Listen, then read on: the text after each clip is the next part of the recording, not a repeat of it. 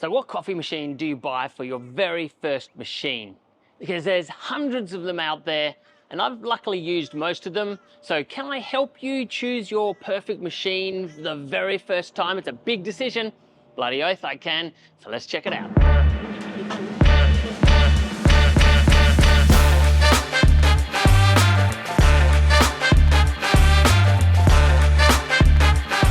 Thanks to you guys who sent in all your favorite first time machines. And there were a lot of them, so we got the most requested ones, and I'm gonna rank them from best to worst. Hopefully you agree, but if not, leave a comment below. And if you like the video, please hit the like button too. All right, I'm gonna have to be quick because I've got a lot to get through. First one is the Turin Legato. I love this machine. I haven't played on it yet. It hasn't been released in Australia, but everything about it looks fantastic. It looks commercial. It looks like it has all the tech in there. It's super cheap. And I think it's going to be a great machine if it lasts for a long time. There's a couple of questionable reports on it, so I'm not 100% sure. I'm going to give it an A just because of those reports. Maybe in the future I'll go to S. The Ascaso Dream PID. I love the look of this machine. I think it's fantastic for a lot of people. It comes in a bunch of different colors. It's a great machine to try and use, but it's got a few problems. I'm going to give it a B. The Hibrew H10A. I haven't used it, but it is a great looking machine. It's super cheap. It's very cheap, in fact. It has some functions in there like the temp control, and it is commercial 58 mil parts, so I think it's going to be okay. I'm going to give it a B. The Gaggia Pro. Now, I used to love this machine. It is fantastic, but it is not a beginner machine. This is a really hard machine to get started on. I just think you need to know a bit about being a barista in order to get the best of it. It is durable. It'll last forever. If you like tinkering and upgrading, you'll love it. You can do all of that stuff.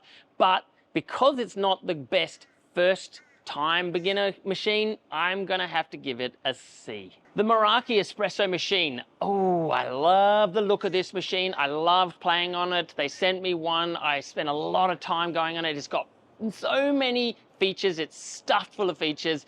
I really love it. The only thing that stops me from giving this an S is it's a brand new company, and who knows how long they'll be around, who knows how long this machine will last, who knows what the support's going to be like, none of that, and that is why I bring it down. But I still am giving it an A because there isn't a dual boiler machine out there with this much tech for that cheap price. All right, the Delonghi Stilosa.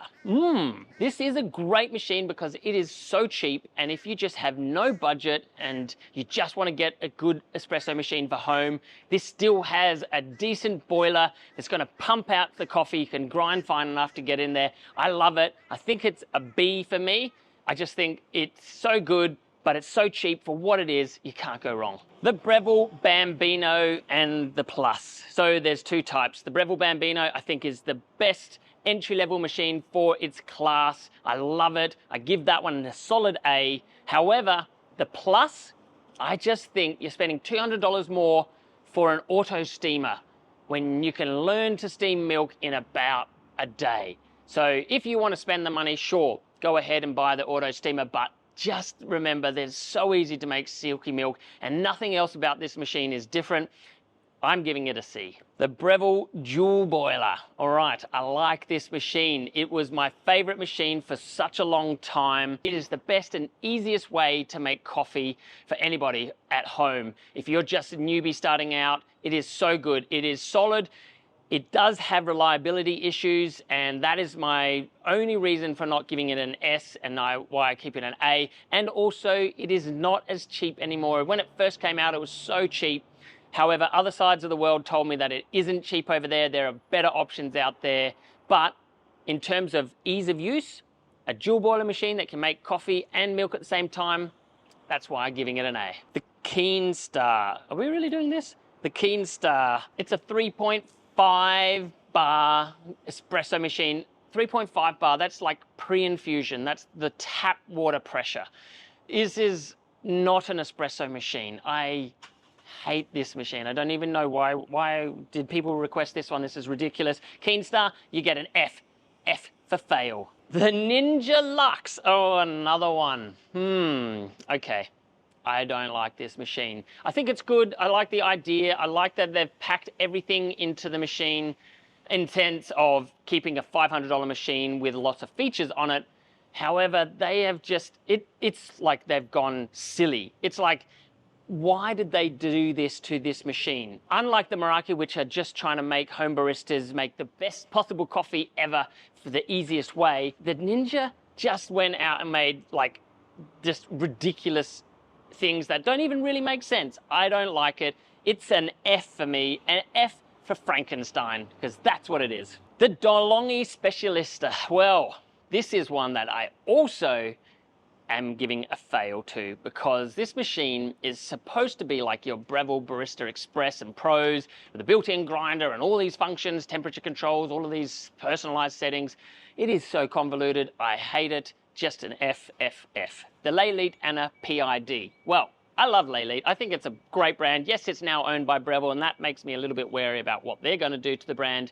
However, I do love these machines. They are super solid, Italian manufacturing, and the Anna without the PID is not as great. It's a little bit more unreliable. And the other thing that I don't love about the Anna in particular is that it's a 57mm portafilter, which means that all your accessories are going to be not the standard commercial size, and when you want to upgrade your machine, you're going to have to upgrade all your accessories. So with the PID, I do love it, and I'm giving it a solid B. Without the PID, I'm giving it a C. All right, the Breville Barista Pro and Express. Now, the Express, I'm giving a D. I don't like the Express. It should actually be an E. I'm going to make it an E. The Express, E for Express, it's just not consistent. It's lacking with pressure. It doesn't ever make great coffee. It always runs into trouble. They made the Pro almost exactly the same with more features on it, which makes it better. I give the Pro a B. However, I'm just against built-in grinders altogether. And I think if you're going to buy one of the Breville ones, either buy the Bambino or buy the Dual Boiler and skip the Pro, get yourself a separate grinder. It's so much better. But anyway, those are my scores for those two machines. All right, the Casabrews 20 bar. All right, this is a good machine. Like, it's cheap. And that's why it is actually what you get, what you pay for. It's 20 bars, so it means it's going to be able to pump out there enough coffee that you can actually get a decent extraction, similar to the Delonghi Stilosa. I'm giving this a B because it's so cheap. Just like the Stilosa, you are getting what you pay for. So if you just want to get an entry-level machine, this is a great place to start. It's not going to be the best, but at least it gives you something to start with. The Delonghi Dedica. All right, not a fan of the Delonghi Dedica. It's small, nice, great, but it's just inconsistent, doesn't have that much power, so sometimes it chokes when you try to grind it fine enough to make decent extraction. Don't love that. I'm giving it a D. Lelit Kate. Well, this one I actually rate. Other than it having the built-in grinder, which means your beans are going to get a little bit warm and the coffee dust is going to affect your machine over time, it's probably going to blow up. The Kate is a fantastic machine. I love all the parts about Lelit.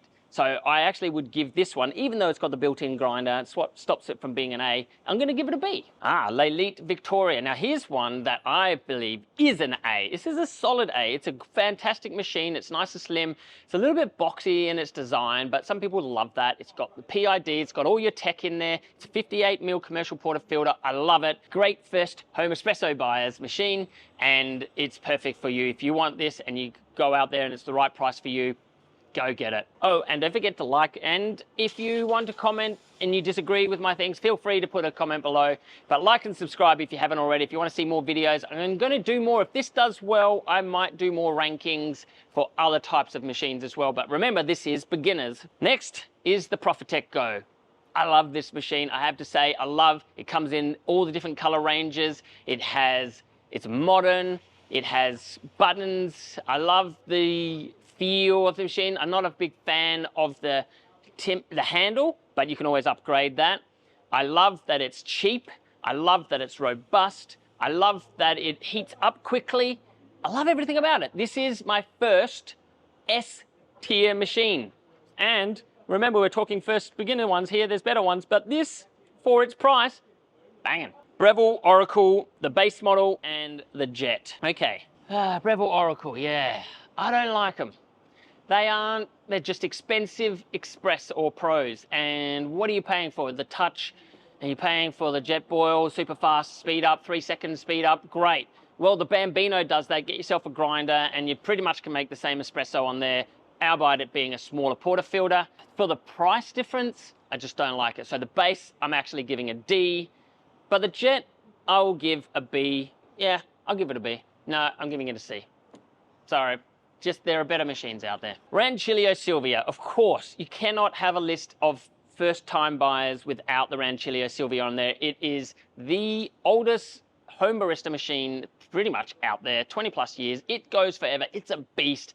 Yes, it's not the easiest, and that's what stops it for me being in that S or A class tier, because you have to do a lot of learning to get the best coffee out of this. As a first-time machine buyer, it's a B. Lastly, but not leastly, is Lelit MaraX. Yes, this is a beautiful machine. I love it. It's gorgeous.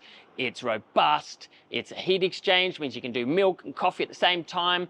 And also, it comes in 3 colors, a matte black, a matte white, and a stainless steel. And the stainless steel is all right, but the matte white and the matte black with the timber accents and the handles, it's gorgeous. It also has a basic temperature control system in there and a preference towards your steamer or your espresso. So depending on what you make the most, you can hone it in a bit. I think even for newbies and experienced baristas, this is a great machine. This is the only other one that I'm putting in the S tier. And all the rest of them, you still got work to do. Step up your game. Well, that's it. I'm Ryde, your coffee coach. I hope you like that list. I want to do more, so I'm interested to hear what you think of it.